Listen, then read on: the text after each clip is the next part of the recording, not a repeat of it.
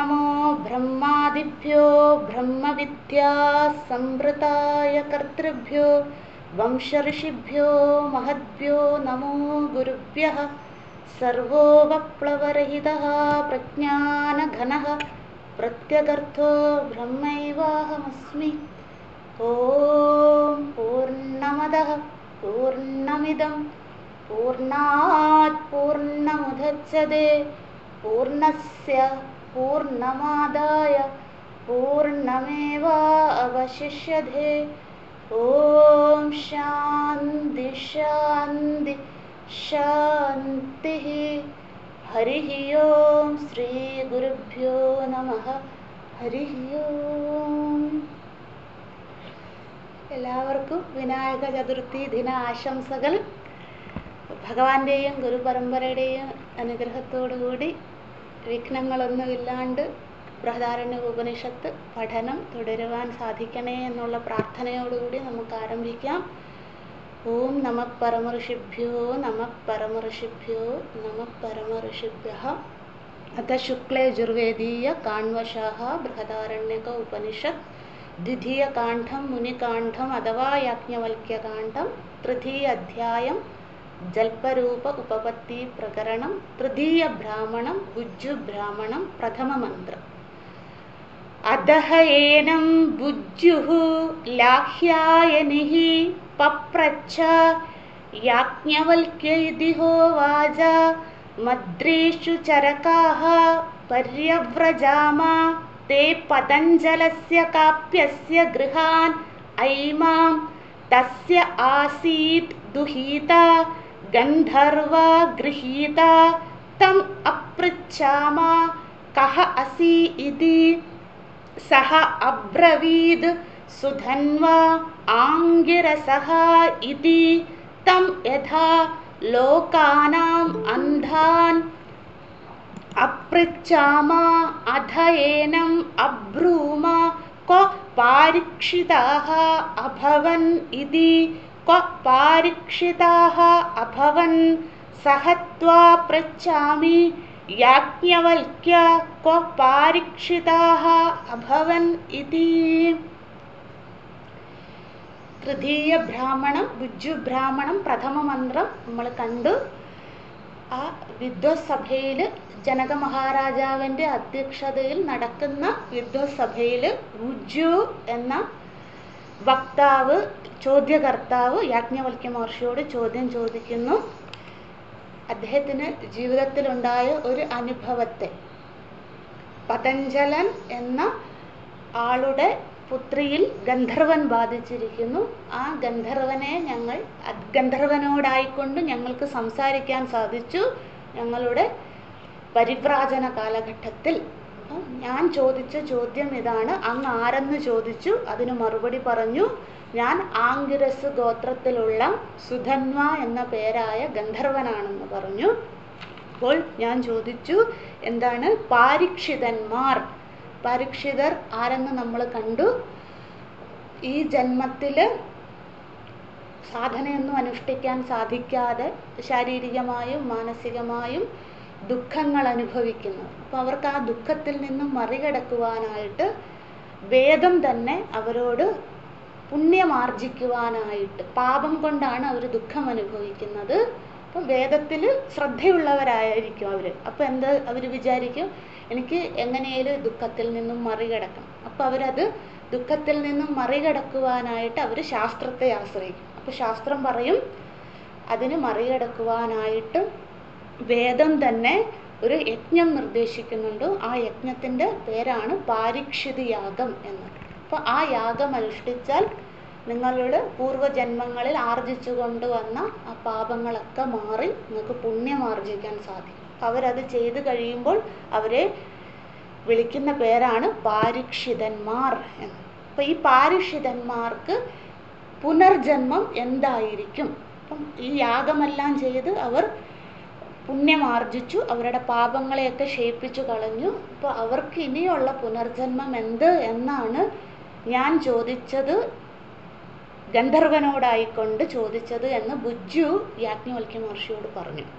അപ്പോൾ അതിനുത്തരം അങ്ങക്കറിയാമെങ്കിൽ അങ്ങ് പറയൂ എന്നായിരുന്നു പ്രഥമ മന്ത്രം. നമുക്ക് ദ്വിതീയ മന്ത്രത്തിലേക്ക് പ്രവേശിക്കാം. അതിൽ സംശയമൊന്നും ഇല്ലെന്ന് കരുതുന്നു. ദ്വിതീയ മന്ത്രം. സഹോവാച ഉവാച വൈ സഹ അഗച്ഛൻ വൈ തേ തത് യത്ര അശ്വമേധയാജിനഃ ഗച്ഛന്തി ഇതി. ക്വ नु അശ്വമേധയാജിനഃ ഗച്ഛന്തി ഇതി. 32 വൈ ദേവരഥാഖ്യാനി അയം ലോകഃ തം സംബന്ധം പൃഥിവീ ദിംസ്താവത് പര്യേതി. താം സംബന്ധം പൃഥിവീ ദിംസ്താവത് സമുദ്രഃ പര്യേതി. തദ്ധ്യാവതി ശുരസ്യ ധാരാ യാവത് വാ മക്ഷികായാഃ പത്രം താവൻ അന്ധരേണ ആകാശഃ താൻ ഇന്ദ്രഃ സുപർണഃ ഭൂത്വാ വായവേ പ്രായച്ഛത്. താൻ വായുഃ ആത്മനി ദിത്വാ തത്ര അഗമയത്. യത്ര അശ്വമേധയാജിനഃ അഭവൻ ഇതി. ഏവം ഇവ വൈ സഹ വായും ഏവ പ്രശംസ. തസ്മാത് വായുരേവ വിഷ്ടിഃ വായുഃ സമഷ്ടിഃ അപ പുനഃ മൃത്യും ജയതി. യ ഏവം വേദ തതോഹ ഭുജ്യുഃ ലാഹ്യായനി ഉപരരാമ. ഒരുമിച്ച് പാരായണം ചെയ്യാം. സഹോവാച ഉവാച വൈ സഹ അഗച്ഛൻ വൈ തേ തത് യത്ര അശ്വമേധയാജിനഃ ഗച്ഛന്തി ഇതി. ക്വ नु അശ്വമേധയാജിനഃ ഗച്ഛന്തി ഇതി. 32 വൈ ദേവരഥാഖ്യാനി അയം ലോകഃ തം സംബന്ധം പൃഥിവീ ദിംസ്താവത് പര്യേതി. താം സംബന്ധം പൃഥിവീ ദിംസ്താവത് സമുദ്രഃ പര്യേതി. തദ്ധ്യാവതി ശുരസ്യ ധാരാ യാവത് വാ മക്ഷികായാഃ പത്രം താവൻ അന്ധരേണ ആകാശഃ താൻ ഇന്ദ്രഃ സുപർണഃ ഭൂത്വാ വായവേ പ്രായച്ഛത്. താൻ വായുഃ ആത്മനി ദിത്വാ തത്ര അഗമയത്. യത്ര അശ്വമേധയാജിനഃ അഭവൻ ഇതി. ഏവമിവ വൈ സഹ വായും ഏവ പ്രശംസ.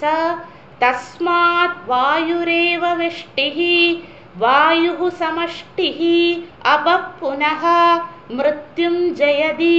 യ ഏവം വേദ തതോഹ ഭുജ്യുഃ ലാഹ്യായനി ഉപരരാമ. സഹോവാച ഉവാച വൈ സഹ അഗച്ഛൻ വൈ തേ തത് യത്ര അശ്വമേധയാജിനഃ ഗച്ഛന്തി ഇതി. ക്വ नु അശ്വമേധയാജിനഃ ഗച്ഛന്തി ഇതി. 32 വൈ ദേവരഥാഖ്യാനി അയം ലോകഃ തം സംബന്ധം പൃഥിവീ ദിംസ്താവത് പര്യേതി. താം സംബന്ധം പൃഥിവീ ദിംസ്താവത് സമുദ്രഃ പര്യേതി.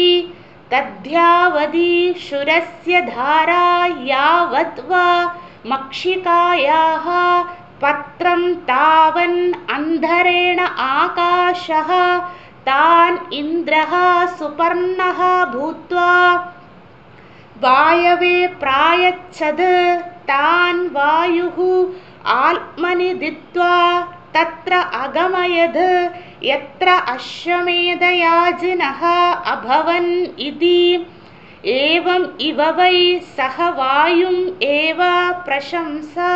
തസ്മാത് വായുരേവ വിഷ്ടിഃ വായുഃ സമഷ്ടിഃ അപ പുനഃ മൃത്യും ജയതി യ ഏവം വേദ തദോഹ ഭുജ്യുഹു ലാഹ്യായനി ഉപരരാമ. യാജ്ഞവൽക്യ മഹർഷിയോട് ഭുജ്യു ചോദിച്ച ചോദ്യം, പാരീക്ഷിതന്മാർക്ക് പുനർജന്മം എന്ത്? അതിന് യാജ്ഞവൽക്യ മഹർഷിയുടെ മറുപടിയാണ് ദ്വിതീയ മന്ത്രം സഹോവാച. സഹോവാച എന്ന് പറഞ്ഞാൽ ഭുജ്യുവിനോടായിക്കൊണ്ട് യാജ്ഞവൽക്യ മഹർഷി മറുപടി പറയുന്നു. കോമ അതിനുശേഷം ഉവാച വൈ സഹ. അവിടെ സഹ എന്ന് വെച്ചാൽ സഹ ഗന്ധർവ.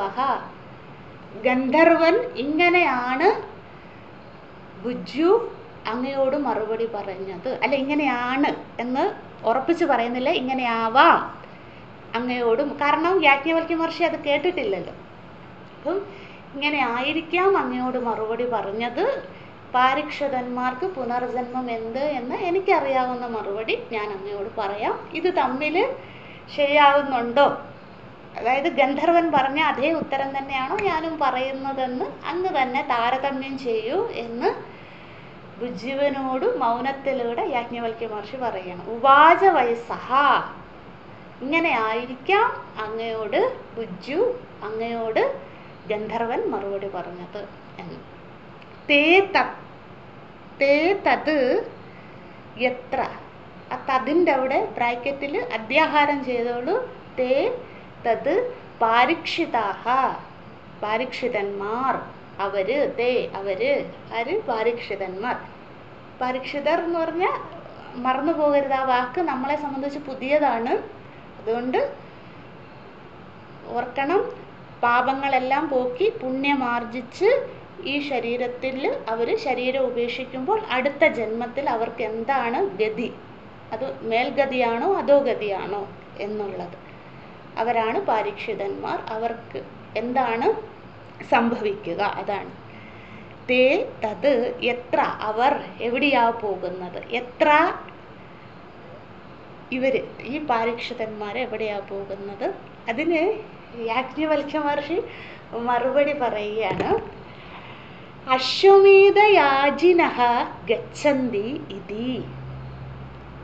അശ്വമേധയാജിനഃ, അതിനുശേഷം എഴുതിക്കോളൂ അധ്യാഹാരം, പുനർജന്മഃ ഗച്ഛന്തി. പുനർജന്മഃ ഗച്ഛന്തി ഇതി.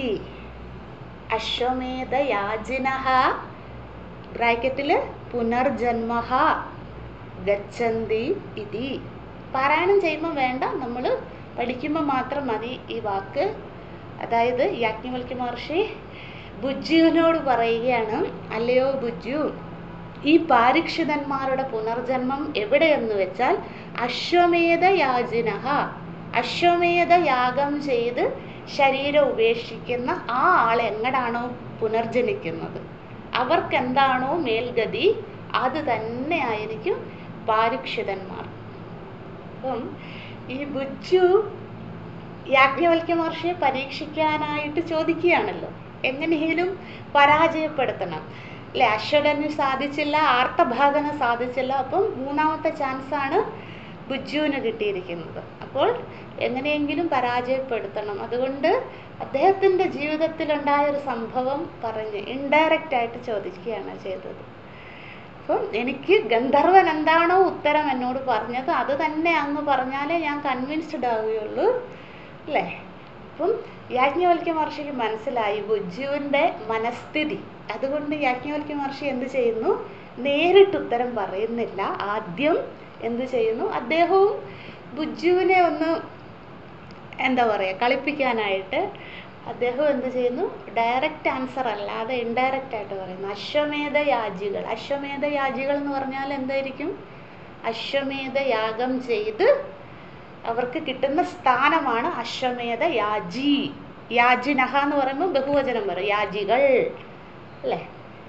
നമ്മൾ സോമയാജിയൊക്കെ പറഞ്ഞതുപോലെ പാരീക്ഷിതാഹ കണ്ടല്ലോ, പാരീക്ഷിതന്മാർ അല്ലേ. പാരീക്ഷിത് എന്ന യാഗം ചെയ്ത് കഴിഞ്ഞാൽ അവർക്ക് കിട്ടുന്ന സ്ഥാനപ്പേരാണ് പാരീക്ഷിതന്മാർ എന്നുള്ളത്. സോമയാജി, അതുപോലെ തന്നെ അശ്വമേധയാജി. അശ്വമേധയാഗം ചെയ്യാൻ ഒരാളെ കൊണ്ട് സാധിക്കാറില്ല. കാരണം നമ്മൾ പല സന്ദർഭങ്ങളിലും കണ്ടിട്ടുണ്ട്, അശ്വബ്രാഹ്മണത്തിലും കണ്ടിരുന്നു. അതായത് മധുബ്രാഹ്മണം, ഉപാസനാ പ്രകരണം, പ്രഥമ അധ്യായം, പ്രഥമ ബ്രാഹ്മണത്തിൽ അവിടെയും അശ്വമേധത്തെക്കുറിച്ച് നമ്മൾ കണ്ടിരുന്നല്ലോ. അപ്പോൾ അശ്വമേധം ചെയ്യുക എന്ന് പറഞ്ഞാൽ ആദ്യം ഒരാൾ ചക്രവർത്തിയാകണം, പിന്നെ ക്ഷത്രിയ കുല ജാതനായിരിക്കണം. ക്ഷത്രിയ കുലത്ത് രാജാവായാൽ പോരെ, അവർ ചക്രവർത്തിയാകണം. അതായത് അനേകം നാട്ടുരാജ്യങ്ങളെ കീഴ്പ്പെടുത്തി അവർ ചക്രവർത്തിയായി. പിന്നെ അതിനുശേഷമേ പട്ടാഭിഷേകം അനന്തരമേ ഒരാൾക്ക് അശ്വമേധയാഗം ചെയ്യാൻ അധികാരമുള്ളൂ. അപ്പം ഇത്രയും കടമ്പകൾ കടന്നാണ് ഒരാൾ അശ്വമേധയാഗം ചെയ്യുന്നത്. പിന്നെ യാഗഭൂമി എന്ന് പറയുന്നതും വളരെ പ്രയാസകരമാണ് അല്ലേ? അശ്വത്തിനെ ഹോമിക്കുകയാണ് ഇവിടെ ചെയ്യുന്നത്. അപ്പോൾ അതിൽ നിന്നും കിട്ടുന്ന പദവി എന്നത് അവർക്ക് ഇന്ദ്രപദവിയാണ്. അശ്വമേധ യാഗം പൂർത്തീകരിച്ച് അവർക്ക് സ്വർഗാരോഹണം കഴിഞ്ഞിട്ട് അവർ ഇന്ദ്രപദവി എന്ന് പറഞ്ഞാൽ അവർ ഉടനെ ഈ ജന്മം ശരീരം ഉപേക്ഷിച്ച് ഉടനെ ദേവലോകത്തെത്തി ഇന്ദ്രനാകാനൊന്നും സാധിക്കില്ല. ഇപ്പോഴുള്ള ഇന്ദ്രൻ്റെ കാലം അവസാനിക്കുന്നത് വരെ കാത്തിരിക്കണം. അത് കഴിഞ്ഞ് ക്യൂവിൽ എത്ര പേരുണ്ടെന്ന് നോക്കണം. അശ്വമേധം ഇദ്ദേഹത്തിന് മുമ്പ് ഒരു 100 പേര് ചെയ്തിട്ടുണ്ടെങ്കിൽ ആ 100 പേരുടെ ക്യൂ കഴിയണം. അതിനുശേഷമേ സാധിക്കുകയുള്ളൂ. അനേകം കാലങ്ങൾ കാത്തിരുന്നാലേ സാധിക്കുകയുള്ളൂ. ഇപ്പം പ്രധാനമായിട്ടും അശ്വമേധയാഗം കഴിഞ്ഞാൽ അവർ പുനർജനിക്കുന്നത് ദേവലോകത്തായിരിക്കും. പിന്നെ ദേവതയായി മാറും, പിന്നെ ഇന്ദ്രനായി മാറുന്നതൊക്കെ പിന്നീടുള്ള കാലഘട്ടം. അപ്പം അശ്വമേധയാഗം ചെയ്യുക എന്ന് പറഞ്ഞാൽ ഏറ്റവും പ്രയാസമാണ്, ഏറ്റവും പരമമായ പദവിയാണ്, ഏറ്റവും അധികം പുണ്യമാണ് അവർക്ക് ലഭ്യമാകുക. അതാണ് അശ്വമേധയാഗത്തിൻ്റെ ഫലം. ഇപ്പോൾ ഇവിടെ പറയുകയാണ്, അശ്വമേധയാജിനഃ പുനർജന്മഃ ഗച്ഛന്തീതി. അല്ലയോ ബുജ്ജു, ഈ പാരീക്ഷിതന്മാർ എങ്ങനെയാ പുനർജനിക്കുക എന്ന് പറഞ്ഞാൽ അശ്വമേധയാജികൾ എവിടെയാണോ പുനർജനിക്കുന്നത് അവിടെ തന്നെയായിരിക്കും ഈ പാരീക്ഷിതന്മാരും പുനർജനിക്കുന്നത്. അപ്പോൾ ഈ ഉത്തരം കേട്ടിട്ട് ബുജ്ജുവിന് അത്ര തൃപ്തിയാകുന്നില്ല.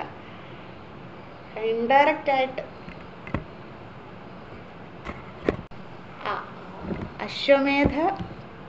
അശ്വമേധയാജികൾ എവിടെയാണോ പുനർജനിക്കുന്നത് അവിടെ തന്നെയായിരിക്കും പാരീക്ഷിതന്മാരും പുനർജനിക്കുന്നതെന്ന് പറഞ്ഞതിന് ശേഷം ഈ ഉത്തരം കേട്ടിട്ട് ബുജ്ജുവിന് തൃപ്തിയാകുന്നില്ല. അപ്പം ബുജ്ജു ചോദിക്കുകയാണ്, കോ നു അശ്വമേധയാജിനഃ ഗച്ഛന്തി ഇതി. അവിടെയും എഴുതിക്കോളൂ, പുനർജന്മഃ ഗച്ഛന്തി ഇതി. ക്വാ നു അശ്വമേധയാജിനഃ പുനർജന്മഃ ഗച്ഛന്തി ഇതി. അത് ബുജ്ജുവിൻ്റെ ഡയലോഗാണ്. വേണ്ടവർ എഴുതി വെച്ചോളൂ അവിടെ ബ്രാക്കറ്റിൽ. ബുജ്ജു ഉവാച, ബുജ്ജു പറയുകയാണ്, ചോദിക്കുകയാണ്, ക്വാനു അശ്വമേധയാജിനഃ പുനർജന്മഃ ഗച്ഛന്തി ഇതി. അല്ലയോ യാജ്ഞവൽക്യ മഹർഷേ, ഈ അശ്വമേധയാജികൾ എവിടെയാണ് പുനർജനിക്കുന്നത്? ഗച്ഛന്തി എന്ന് വെച്ചാൽ പോകുക, അടയുക എന്നൊക്കെയുള്ള അർത്ഥമാണ്. ഇവിടെ നമ്മൾ അതുകൊണ്ടാണ് പുനർജന്മം എന്ന വാക്ക് അധ്യാഹാരം ചെയ്തത്. പുനർജനിക്കുന്നത്, അടുത്ത ശരീരം അവർക്ക് ഏത് ലോകത്തായിരിക്കും, എന്തായിരിക്കും അവരുടെ പുനർജന്മത്തിൻ്റെ അവസ്ഥ, ഗതി എന്താണ് എന്ന് ബുജ്ജു ചോദിക്കുന്നു. അപ്പോൾ കുറച്ച് ബുജ്ജുവും ശാന്തനാകുകയാണ്. അതുകൊണ്ടാണ് ബുജ്ജുവിനും അശ്വമേധയാജികൾ എവിടെയാണ് പുനർജനിക്കുന്നതെന്നുള്ള ഉത്തരം യാജ്ഞവൽക്യ മഹർഷി പറഞ്ഞത് മനസ്സിലാകുന്നില്ല. അപ്പോൾ ചോദിച്ചു, എവിടെയാണ് അശ്വമേധയാജി? അപ്പം ബുജ്ജു ചോദിച്ച ചോദ്യത്തിനല്ല നേരിട്ട് യാജ്ഞവൽക്യ മഹർഷി ഉത്തരം പറയുന്നത്. എന്താണ്? വീണ്ടും ചോദ്യം ചോദിക്കുകയാണ്.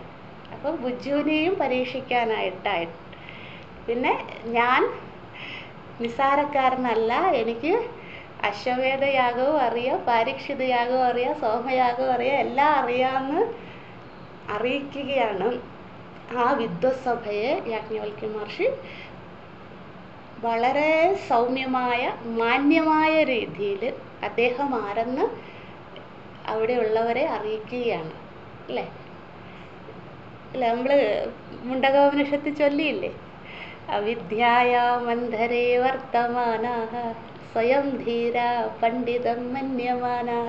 പണ്ഡിതന്മാർ ഞാൻ പണ്ഡിതനാണെന്ന് പറഞ്ഞു നടക്കുന്നവരല്ല യഥാർത്ഥ പണ്ഡിതൻ. അവരുടെ പാണ്ഡിത്യത്തെ അവർ മൗനമായി ലോകത്തിനെ അറിയിക്കുന്നവരാണ്.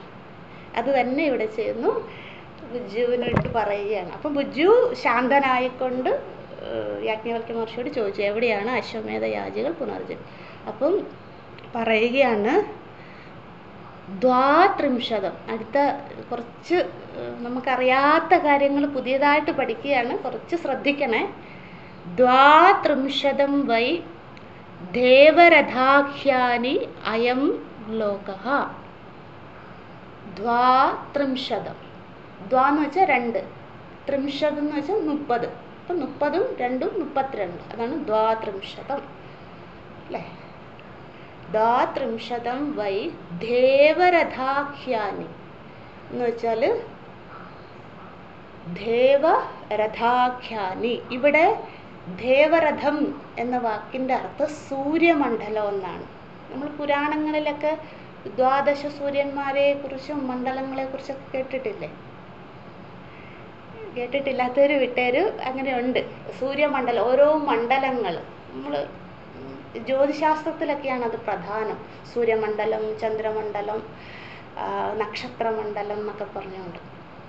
അപ്പം പിന്നെ നവഗ്രഹമണ്ഡലം, ഓരോ ഗ്രഹങ്ങൾക്ക് ഓരോ മണ്ഡലങ്ങളുണ്ട്. ഇവിടെ അതിൻ്റെ കൂടുതൽ ടെക്നിക്കാലിറ്റിയിലേക്ക് പോകുന്നില്ല, ഇത്ര മാത്രം ഓർത്ത് വെക്കുക. ദേവരഥാഖ്യാനി, ദേവരഥാന്യം എന്ന് വെച്ചാൽ സൂര്യമണ്ഡലം. സൂര്യമണ്ഡലം എന്ന് എഴുതുക, അവിടെ എഴുതിക്കോളൂ.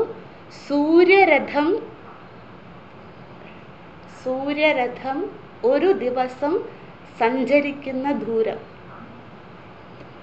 ഇവരെങ്ങനെയാ പോകുന്നെന്ന് ഈ പാരീക്ഷിതന്മാർ അല്ലെങ്കിൽ അശ്വമേധ യാജികൾ നമ്മൾ ഭൂമിയിൽ മരിക്കുമല്ലോ, അവർ സ്ഥൂല ശരീരം ഉപേക്ഷിക്കുമല്ലോ, എന്നിട്ട് ഈ പുണ്യം ആർജിച്ചുകൊണ്ട് അവരെങ്ങനെയാണ് അവരുടെ പുനർജന്മത്തിലേക്ക് അവർ പോകുന്നത് എന്ന് പറയുകയാണ്.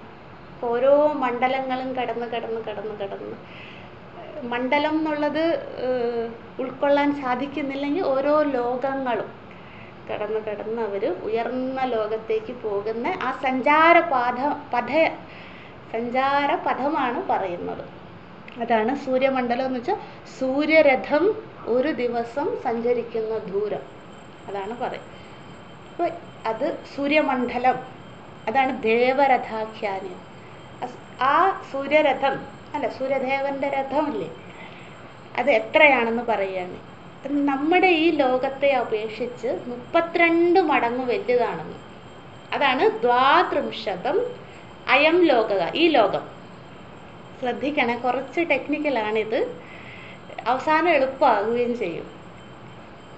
ഈ വാക്കുകൾ എഴുതി വെക്കുക സാധിക്കുന്നവർ, അതായത് നമ്മൾ ഈ ജീവിക്കുന്ന ഈ ലോകത്തെ അപേക്ഷിച്ച് സൂര്യമണ്ഡലം 32 മടങ്ങ് വലുതാണ്.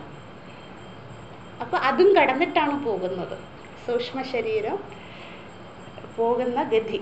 ആരുടെ? ഈ പുണ്യമാർജിച്ച അശ്വമേധ യാജികളോ അല്ലെ പാരീക്ഷിതന്മാരോ പോകുന്നത്.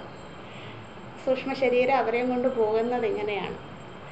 അതാണ് 23 വൈ ദേവരഥാഖ്യാനി അയം ലോകഃ എന്ന് വെച്ചാൽ ഈ ലോകത്തെ അപേക്ഷിച്ച് സൂര്യമണ്ഡലം എന്നത് 32 മടങ്ങ് വലുതാണ്. അതിൽ കൂടെയാണ് ഈ പാരീക്ഷിതന്മാർ അല്ലെങ്കിൽ അശ്വമേധ യാജികൾ യാത്ര ചെയ്ത് പോകുന്നത്. അടുത്തത് ടം സമന്ധം പൃഥിവീ ദിംസ്താവത് പര്യേതി. തം സമന്ധം പൃഥിവീ ദിംസ്താവത് പര്യേതി. എഴുതിക്കോളൂ. സൂര്യമണ്ഡലത്തിന് ചുറ്റും ഭൂമി 2 ഇരട്ടി, അതാണ് തം സമന്തം പൃഥിവി ദിംസ്താവത്. 2 ഇരട്ടി എന്ന് വെച്ചാൽ 32 ഗുണം 2 64 മടങ്ങ് വലുത്. അതാണ് ദിംസ്താവത്. സൂര്യമണ്ഡലത്തിന് ചുറ്റും ഭൂമി രണ്ടിരട്ടി കറങ്ങുന്നു, വ്യാപിക്കുന്നു. അല്ലേ? ഭൂമിയല്ലേ കറങ്ങുന്നേ? അല്ലേ? സൂര്യനല്ലല്ലോ, ഭൂമിയല്ലേ. ഇങ്ങനെ നമ്മളല്ലേ ഗുരുത്വാകർഷണ ബലം കൊണ്ട് നമ്മൾ കറങ്ങുന്നത് അറിയുന്നില്ലെന്നേ ഉള്ളൂ, അല്ലേ? പക്ഷെ ഭൂമി കറങ്ങിക്കൊണ്ടിരിക്കുകയല്ലേ. അതാണ് ഇവിടെ പറയുന്നത്. എത്രയോ കാലം മുമ്പ് യാജ്ഞവൽക്യ മഹർഷി പറഞ്ഞത് നോക്കൂ. അതിനും മുമ്പ് വേദത്തിലുണ്ട് ഈ കാര്യങ്ങൾ. തം സമന്ധം പൃഥിവി ദിംസ്താവത് പര്യേതി. പര്യേതി എന്ന് വെച്ചാൽ വ്യാപ്നോതി, വ്യാപിക്കുക അല്ലെങ്കിൽ കറങ്ങുക എന്നുള്ള അർത്ഥമാണ്. അപ്പം ഈ സൂര്യമണ്ഡലത്തിൻ്റെ രണ്ടിരട്ടി മടങ്ങ് വലുതാണ് ഭൂമി. അത് സൂര്യന് ചുറ്റും ഇങ്ങനെ കറങ്ങിക്കൊണ്ടിരിക്കും. അപ്പോൾ അതെല്ലാം കടന്നാണ് ഈ പാരീക്ഷിതന്മാർ പോകുന്നത്. ഈ ലോകത്ത് നിന്നും അവരുടെ പുനർജന്മം എങ്ങടാണോ ആ ലോകത്തേക്ക് അവർ പോകുന്നത് ഇങ്ങനെയാണ്. എന്നിട്ട് അടുത്തത് പറയുന്നു,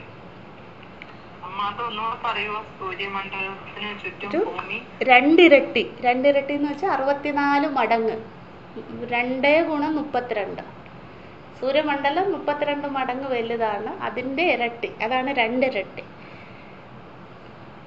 സൂര്യമണ്ഡലത്തിന് ചുറ്റും ഭൂമി, അല്ലെ, പൃഥിവി എന്ന് വെച്ചാൽ ഭൂമി, സൂര്യമണ്ഡലം. ഇത് ആദ്യം ജസ്റ്റ് എഴുതി വെക്കാൻ, നമുക്ക് നാളെ കുറച്ചുകൂടെ വിസ്തരിച്ച് പഠിക്കാം.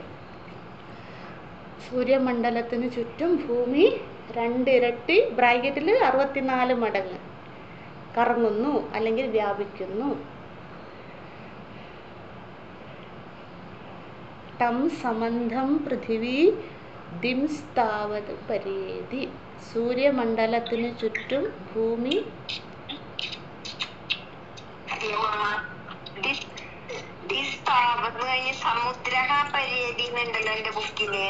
അത് അതിന് ശേഷം അമ്മ, അവിടെ എത്തിയിട്ടില്ല നമ്മൾ. അതിന് തൊട്ട് മുമ്പാണ് ദിംസ്താവത് പര്യേതി.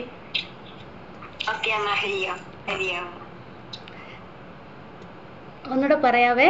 തം സമന്ധം പൃഥിവി ദിംസ്താവത് പര്യേതി. സൂര്യമണ്ഡലത്തിന് ചുറ്റും ഭൂമി രണ്ടിരട്ടി കറങ്ങുന്നു. അപ്പം അതിലേക്കൂടിയാണ് പോകുന്നത്. അതിനുശേഷം താം സമന്ധം പൃഥിവി ദിംസ്താവത് സമുദ്രഃ. അതിൻ്റെ പരിഭാഷ എഴുതിക്കോളൂ. സൂര്യമണ്ഡലത്തിനും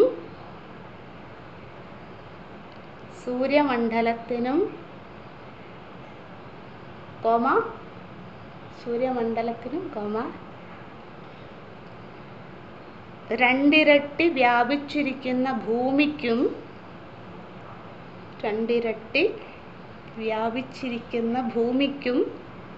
ചുറ്റും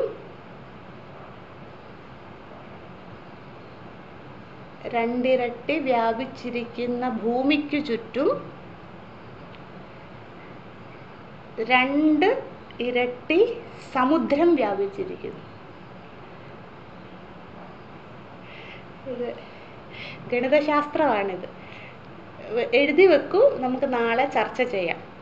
സൂര്യമണ്ഡലത്തിനും 2 ഇരട്ടി വ്യാപിച്ചിരിക്കുന്ന ഭൂമിക്കും ചുറ്റും 2 ഇരട്ടി സമുദ്രം വ്യാപിച്ചിരിക്കുന്നു. കണക്ക് വേണ്ടവർ എഴുതിക്കോളൂ. 64 ഗുണം 2 128 മടങ്ങ്.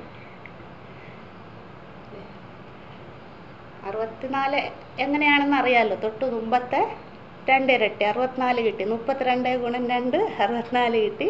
ഇനി 64ൻ്റെ 2 ഇരട്ടി, അപ്പോൾ 128 മടങ്ങ് സമുദ്രം വ്യാപിച്ചിരിക്കുന്നു.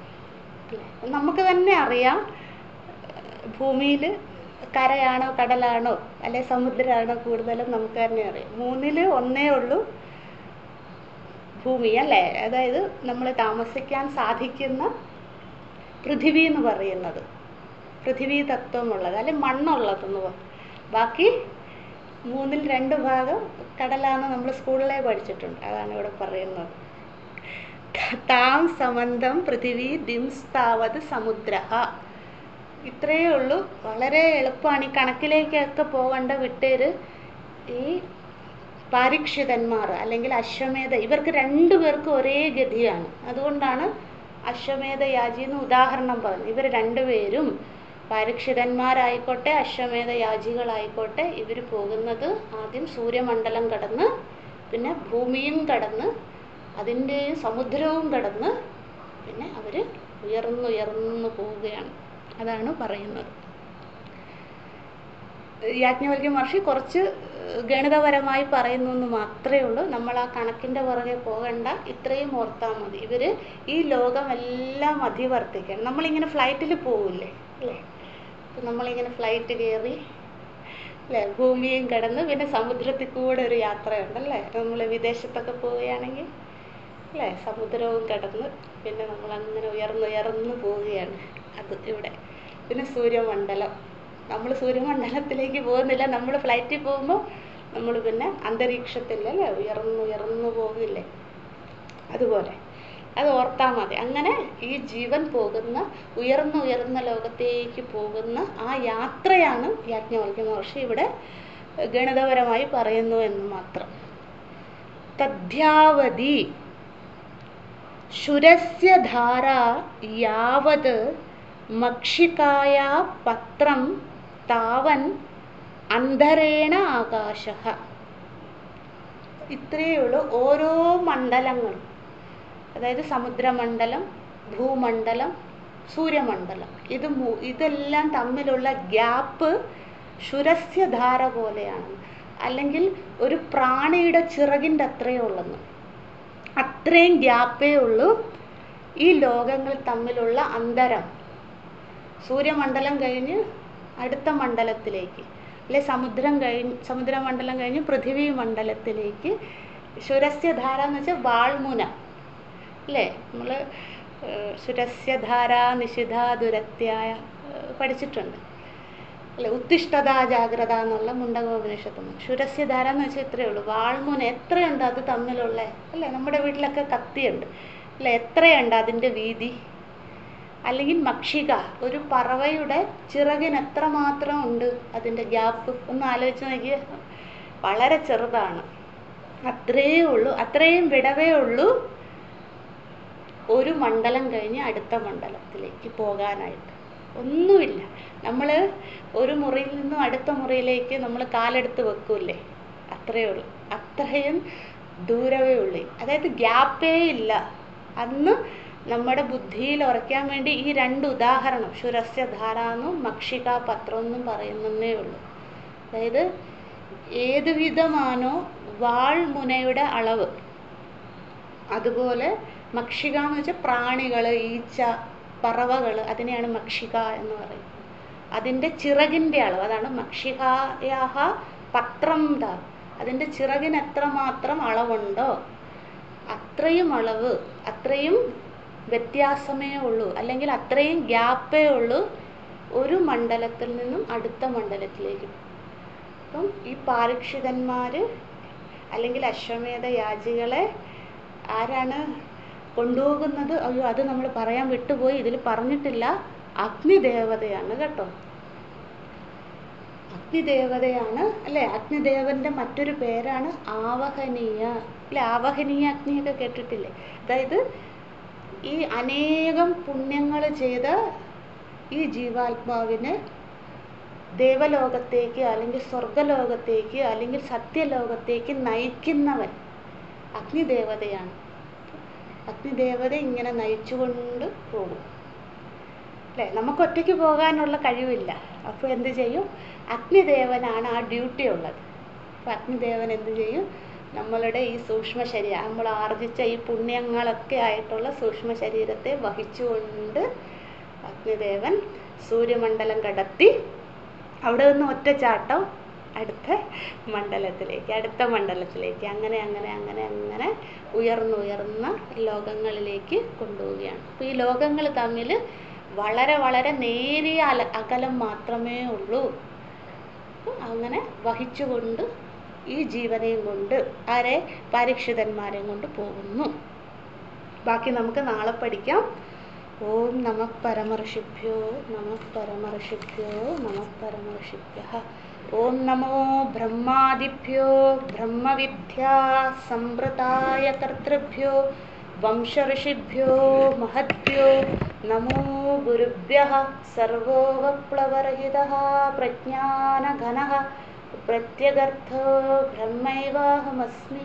ॐ पूर्णमदः पूर्णमिदं पूर्णात् पूर्णमुदच्यते पूर्णस्य पूर्णमादाय पूर्णमेवावशिष्यते। ॐ शान्ति शान्ति शान्तिः। हरिः ओं। श्रीगुरुभ्यो नमः। हरिः ओम्।